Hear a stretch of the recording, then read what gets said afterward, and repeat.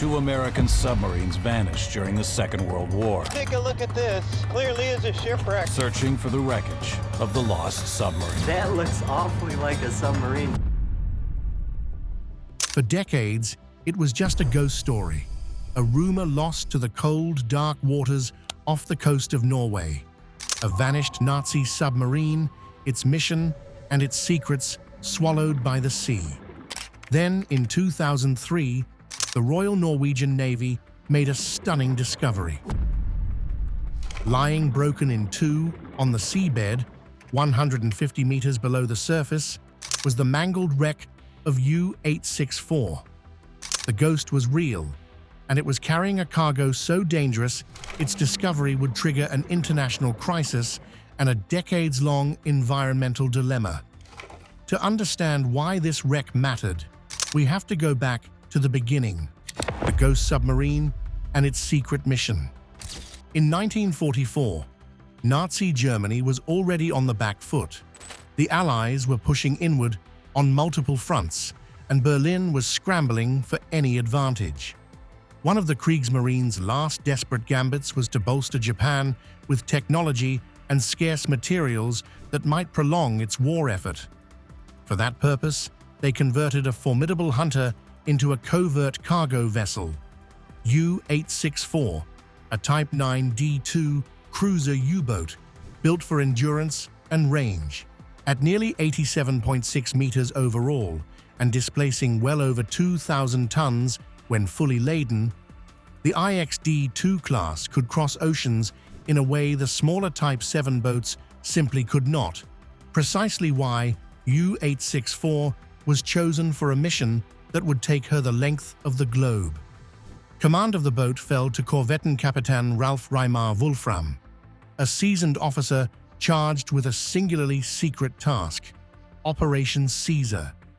The operation, launched in December 1944, was less a patrol than an underwater courier mission. U-864's hull was packed not only with advanced technical components, reportedly parts for jet engines and guidance systems, but also with 1,857 steel flasks containing nearly 67 tons of metallic mercury, earmarked for Japanese munitions factories that desperately needed mercury fulminate for primers and detonators. The cargo turned the submarine from a weapon into a floating lifeline for an ally running out of critical raw materials. The voyage itself became a study in tension and misfortune. U-864 left German waters in late 1944, but suffered damage while transiting that forced her into Norwegian ports for repairs. Those delays and the keen ears of Allied intelligence narrowed the margin for success. British code-breaking and vigilant anti-submarine patrols had put Admiralty controllers on the scent, and they diverted HMS Venturer, a V-class submarine under Lieutenant James S. Launders, to lie in wait off the approaches to Fedje, Norway.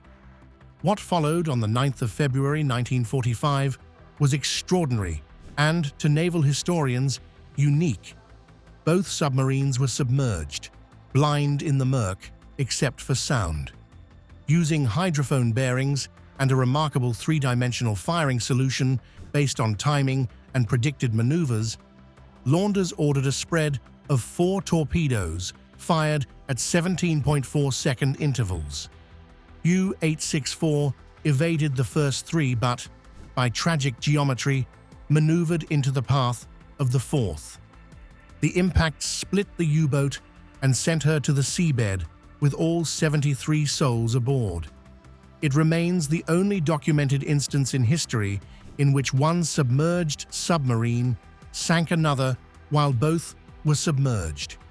The sinking closed Operation Caesar, but not the story. For 6 decades, the wreck lay on the seabed, its cargo and human cost hidden beneath layers of water and time. Only in the early 21st century did investigations reveal the darker legacy of what had been carried in her keel. The dramatic duel off Fedje had settled a tactical contest. The long, slow environmental consequences of that cargo would only become apparent much later. Jumo 004 Turbojet Secrets. Buried within the wreckage of U-864 alongside the poisonous Mercury was a different kind of secret, one that could have changed the sky above the Pacific Ocean. This was the technological crown jewel of Nazi Germany, the complete plans and key components for the Jumo 004 turbojet engine.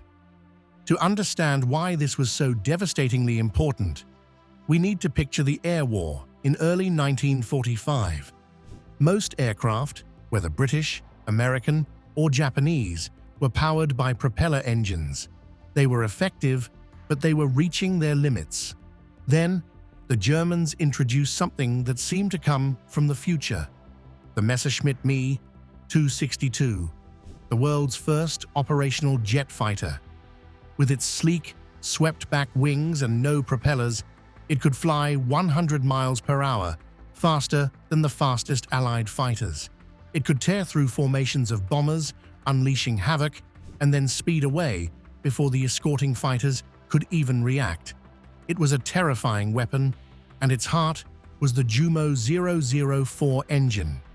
The Jumo 004 wasn't just a motor, it was a masterpiece of engineering that would set the template for jet engines for decades to come. While the British had their own jet engine, its design was like a messy, complicated workshop.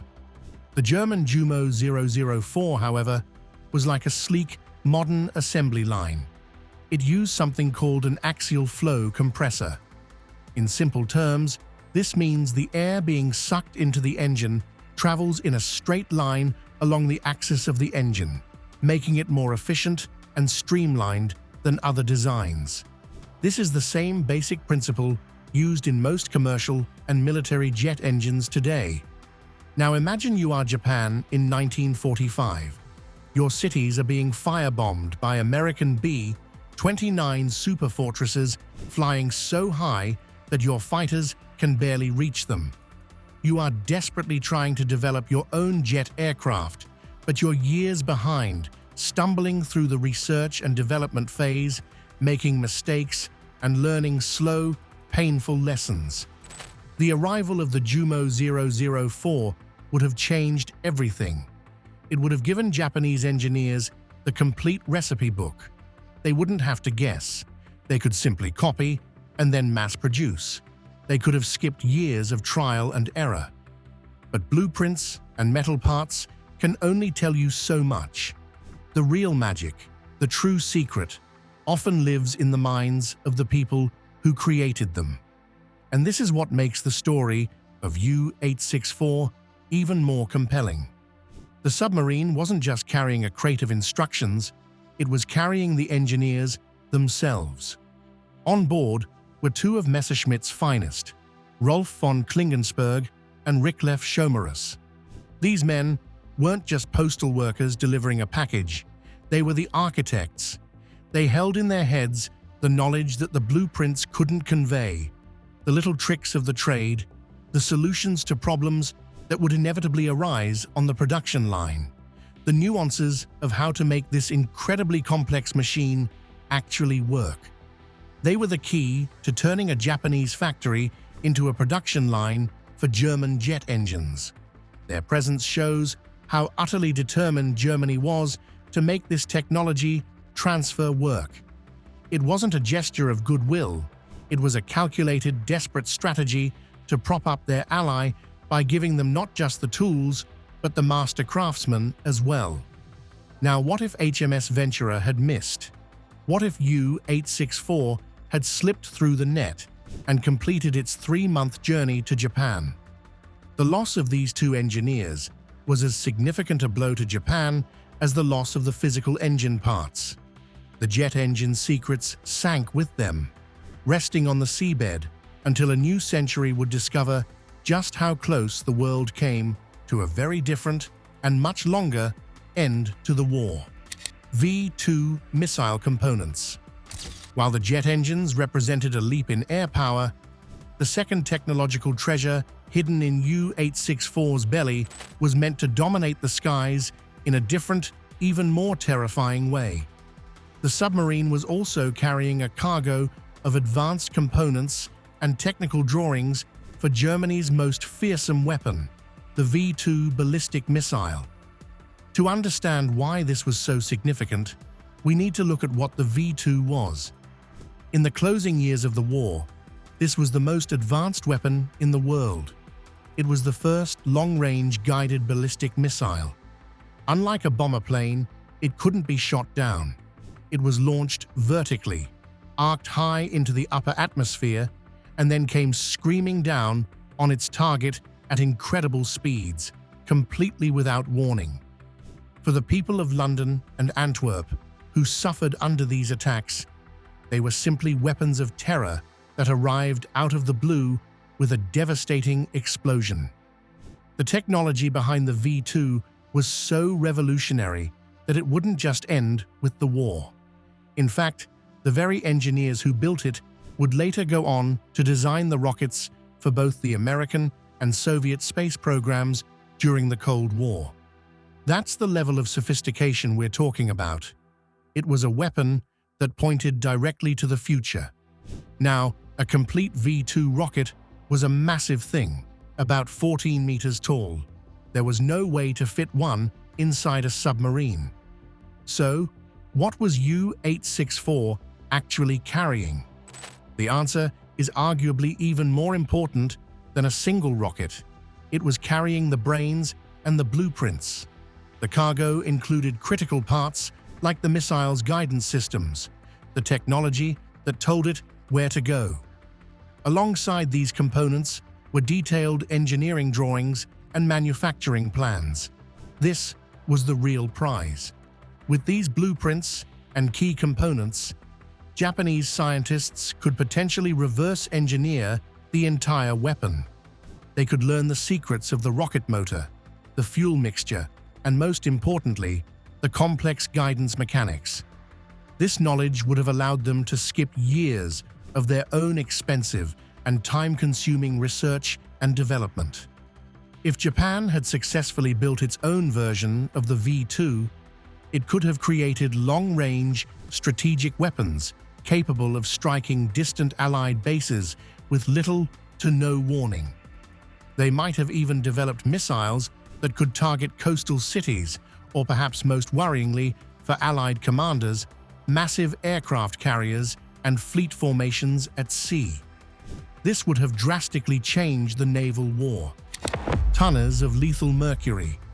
When the underwater robots got closer to the wreck of U-864, they made a discovery that shifted the entire story.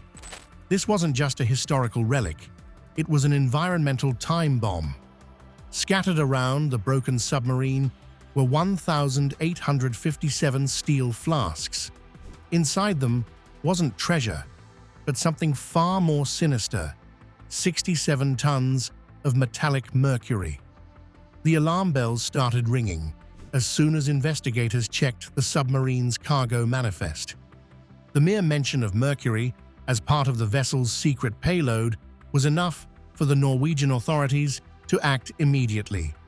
They imposed a strict no-fishing zone around the site. But was the danger real or just a precaution? The answer came when they tested the water and the silt on the sea floor. The results were not just concerning, they were alarming. This confirmed the nightmare.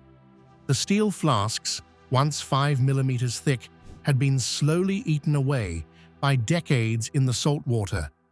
They were now paper-thin, some just 1 millimeter thick. They were leaking. And they weren't leaking oil or water.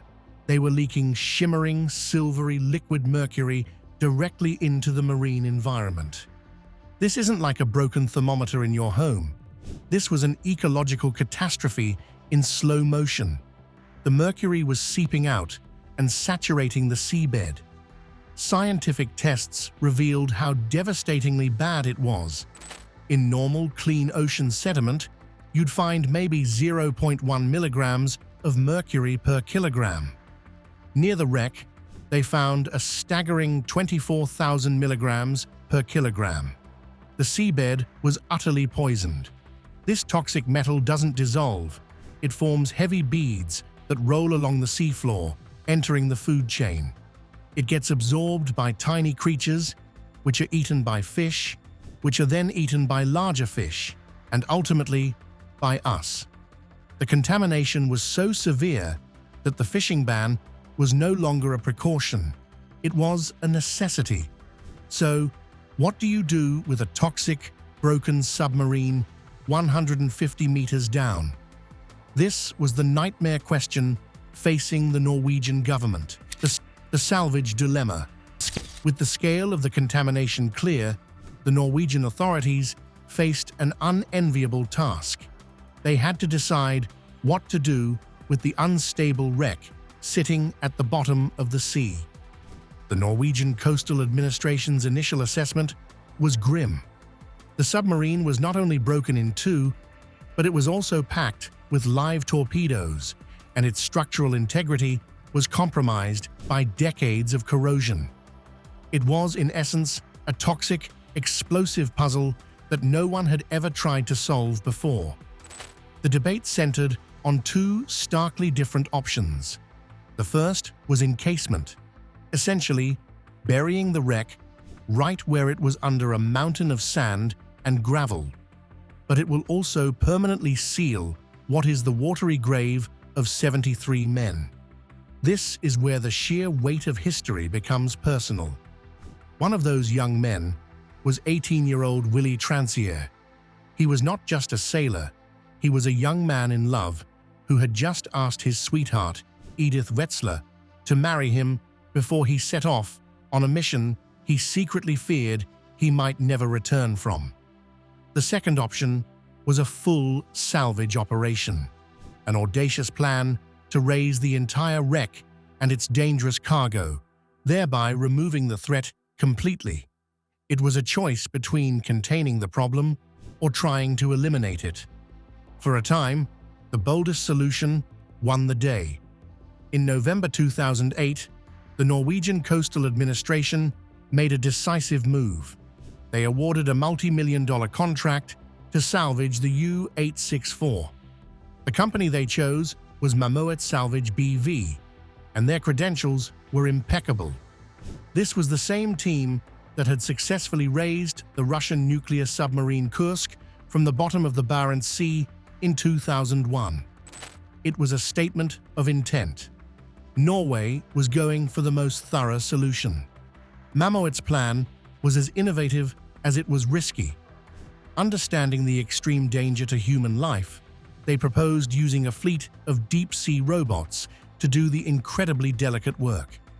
These machines would have to navigate the unstable wreckage, avoid the unexploded ordnance, and carefully handle the 1,857 fragile flasks of mercury, any one of which could split open and worsen the disaster. It was a space-age solution for a Second World War problem. However, as the project was studied in more depth, the enormous challenges became insurmountable. The unstable, sandy seabed meant that heavy equipment might cause the wreck to shift catastrophically. The depth of 150 meters, combined with the ever-present North Sea weather, made operations highly unpredictable. The sheer danger of disturbing the mercury flasks during the lift was simply too great. What if one of the crumbling steel bottles ruptured during the ascent, raining liquid poison down through the water? Ultimately, the salvage plan was abandoned. The safest, most responsible path was deemed to be entombment. The final engineering solution was to create an artificial seabed. They covered the broken submarine with a 12-meter thick layer of special sand and gravel, topped with rocks and concrete to prevent erosion from the strong currents. While some locals worried this giant undersea cairn might not be a foolproof forever solution, it represented the least risky way to contain the environmental threat for the long term. It was a practical, if somber, conclusion to a decades-long dilemma, finally sealing the submarine's secrets and its 73 souls beneath a protective shield. the human cargo. When we think of a submarine's cargo, we often picture crates, blueprints, and spare parts, not people.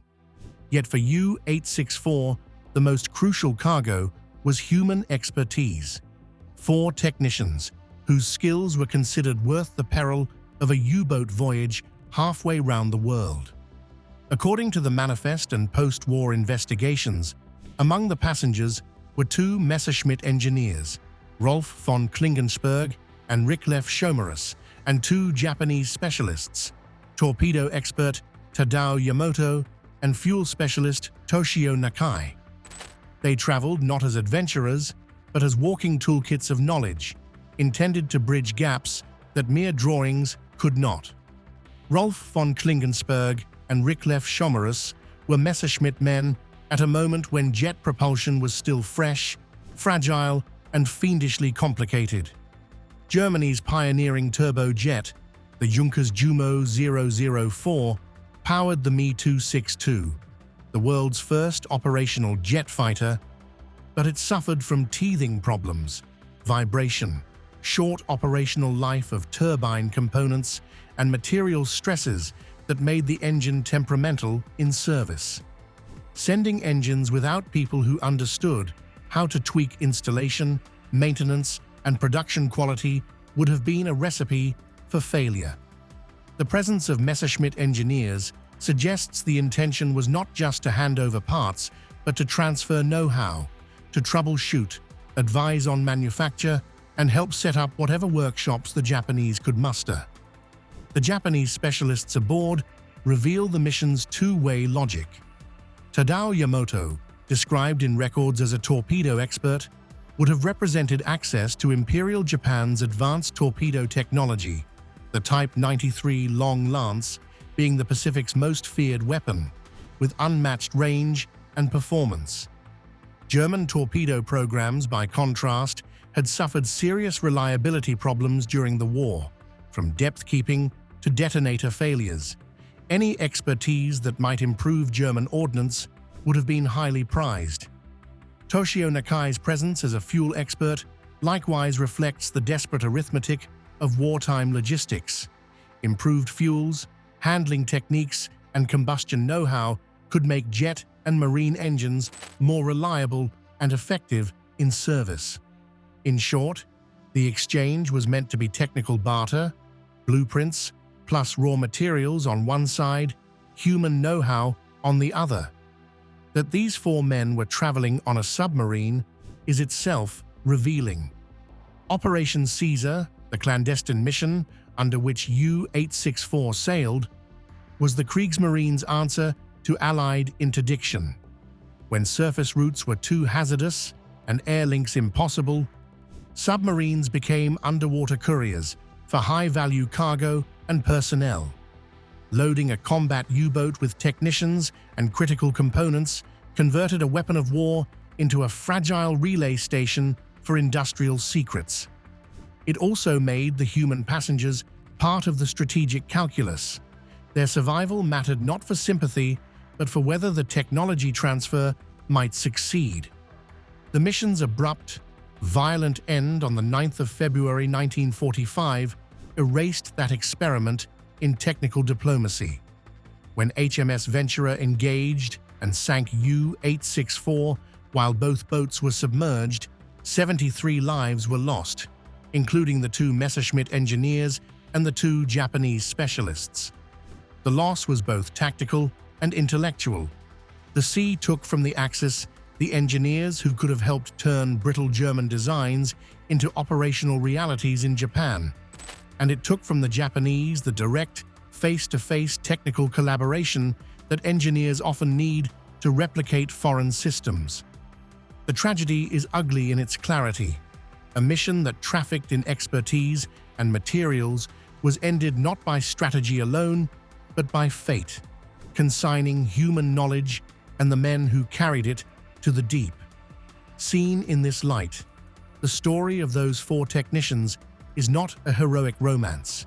It is a small, stark illustration of how industrial skill was militarized in extremis, how engineers and specialists were mobilized into the machinery of war, ferried under the sea as if they were components themselves, and how their loss could close a door on technical collaboration in a conflict that had already exacted a catastrophic human toll. The uranium oxide myth. Stories as shadowy as U-864's inevitably attract rumors, and the most persistent is that she carried uranium oxide for Japan's atomic bomb project. The theory seems logical.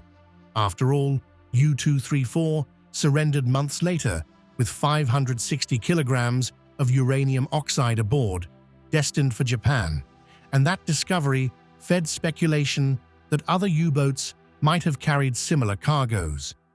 Yet logic is not proof.